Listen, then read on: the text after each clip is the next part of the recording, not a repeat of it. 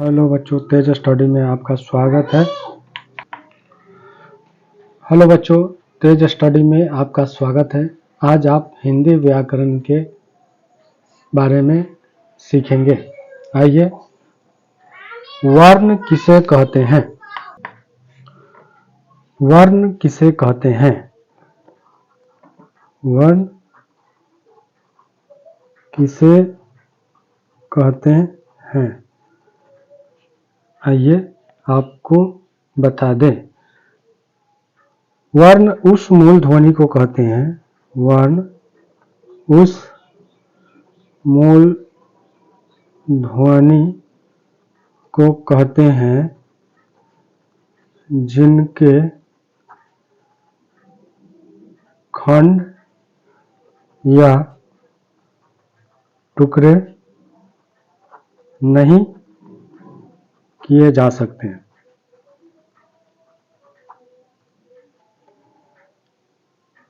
जैसे अ,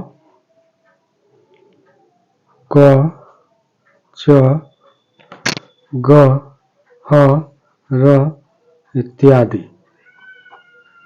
यानी हम कह सकते हैं कि वे सभी वर्ण जिनके खंड नहीं किए जा सकते वे वर्ण है।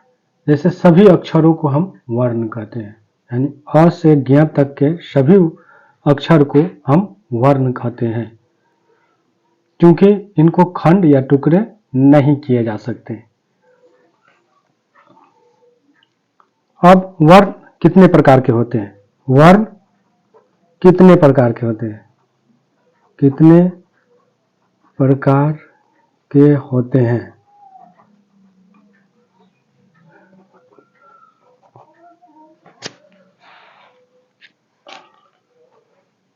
बच्चों, वर्ण दो प्रकार के होते हैं। एक हो गया स्वर वर्ण, दूसरा हो गया व्यंजन वर्ण। व्यंजन वर्ण। अब स्वर वर्ण क्या है, अब व्यंजन वर्ण क्या है? तो स्वर वर्ण किसे कहते हैं? अब है जिस वर्ण के उच्चारण में किसी दूसरे वर्ण की सहायता नहीं ली जाती है, उसे स्वर वर्ण कहते हैं। जैसे अ, आ, ई, उ, ऋ, ए, ऐ, ओ, औ। यानी स्वर वर्ण 11 है। स्वर वर्ण कितने हैं? 11 है। अब देखेंगे अ बोलने में आप उच्चारण करके देख सकते हैं। स्वर वर्ण के उच्चारण करके आप देख सकते हैं कि इसमें किसी की सहायता नहीं ली गई है। जैसे अ, आ, ई, उ, ऋ, ए, ऐ, ओ, औ। ये आपको पढ़ने से पता चल रहा है अ, यानी कोई दूसरा वर्ण साउंड नहीं आ रहा है, इसका मतलब यह स्वर वर्ण है। आइए अब आगे देखते हैं कि व्यंजन वर्ण किसे कहते हैं। तो देखिए, व्यंजन वर्ण के उच्चारण से ही आपको पता चल जाएगा स्वर वर्ण और व्यंजन वर्ण में फर्क, आपको भिन्नता पता चल जाएगी। आइए तो हम व्यंजन वर्ण पहले लिखते हैं। व्यंजन वर्ण किसे कहते हैं?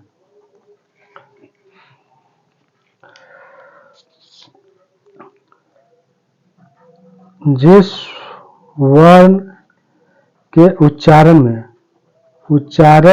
में स्वर वर्ण की सहायता ली जाती है उसे व्यंजन वर्ण कहते हैं। व्यंजन वर्ण कहते हैं। जैसे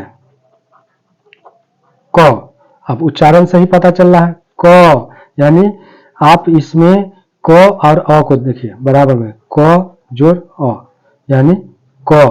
अब इसको ही क यानी क में अ ऑटोमेटिकली आ रहा है, यानी इसमें अ न भी बोलने पर आ जा रहा है। अगर अ का उच्चारण नहीं बोले तो हमसे बोला ही नहीं होगा। क गर्दन पर आप हाथ रख के देखेंगे तो आपको अ का उच्चारण आएगा क। तो क, ख, च, ट, त इत्यादि ये आपको क्या है? व्यंजन वर्ण है। व्यंजन वर्ण। अब व्यंजन वर्ण कितने हैं? आइए व्यंजन वर्ण के बारे में सीखते हैं कि व्यंजन वर्ण कितने हैं। तो व्यंजन वर्ण 33 है। व्यंजन वर्ण 33 है, यानी क से ह तक, आप क ख ग से लेके ह तक में आपको व्यंजन वर्ण होंगे।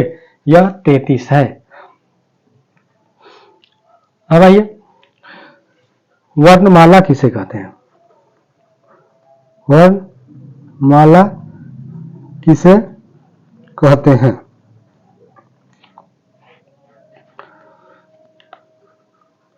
वर्णों के क्रमबद्ध समूह को वर्णमाला कहते हैं। अब क्रमबद्ध कहने का मतलब है कि लाइन से लिखा हुआ हो, लाइन से लिखा हुआ हो तो उसको हम लोग वर्णमाला कहते हैं। कैसे? जैसे अ आ लिखा हुआ है तो अ आ ई उ री, उसके बाद क्या आएगा? ए आई, उसके बाद क ख ग घ, उसके बाद च छ ज झ, उसके बाद ट ठ ड ढ। यह लाइनिंग जो है किसके बाद कौन आएगा इसी को क्रमबद्ध कहते हैं। क्या कहते हैं? क्रमबद्ध। क्रमबद्ध तरीका से लिखा हुआ है तब वर्णमाला होगा, जैसे तैसे लिखने पर वर्णमाला नहीं होगा।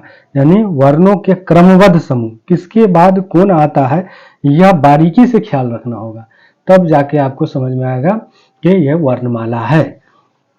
अब है स्वर वर्ण और व्यंजन वर्ण में फर्क पता चल गया आपको उच्चारण से ही पता चल जाएगा कि स्वर वर्ण कौन है और व्यंजन वर्ण कौन है बोलने से। ऐसे तो स्वर वर्ण 11 है, इसको याद रखना आसान है। ओ आ ए आई, ये ओ आ से उ तक और ए आई में औ तक, यानी अंक अह नहीं है इसमें, तो ये 11 है। 11 को ही मात्रा के रूप में प्रयोग करते हैं तो मात्राएं 10 है। क्या है?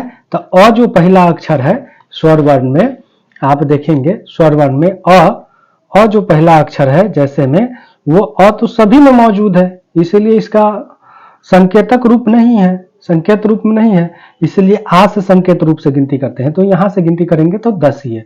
तो मात्रा में भी यह स्वर वर्ण का सांकेतिक रूप से उपयोग किया जाता है, तो उसको मात्राएं कहते हैं। यानी स्वर वर्ण को ही सांकेतिक रूप से जो इस्तेमाल किया जाता है उसको मात्रा कहते हैं। तो आपको यहाँ पर मात्रा का भी ज्ञान हो गया, वर्ण का ज्ञान हो गया, वर्ण कितने प्रकार के होते हैं ये भी जान गए, स्वर वर्ण जान गए, व्यंजन वर्ण जान गए और वर्णमाला जान गए। तो मात्रा के बारे में अभी नहीं लिखे हैं, फिर भी आप मात्रा के बारे में समझ चुके हैं। ऐसे कंटेंट देखने के लिए हमारे चैनल को लाइक शेयर कमेंट जरूर करें और फॉलो करें। धन्यवाद।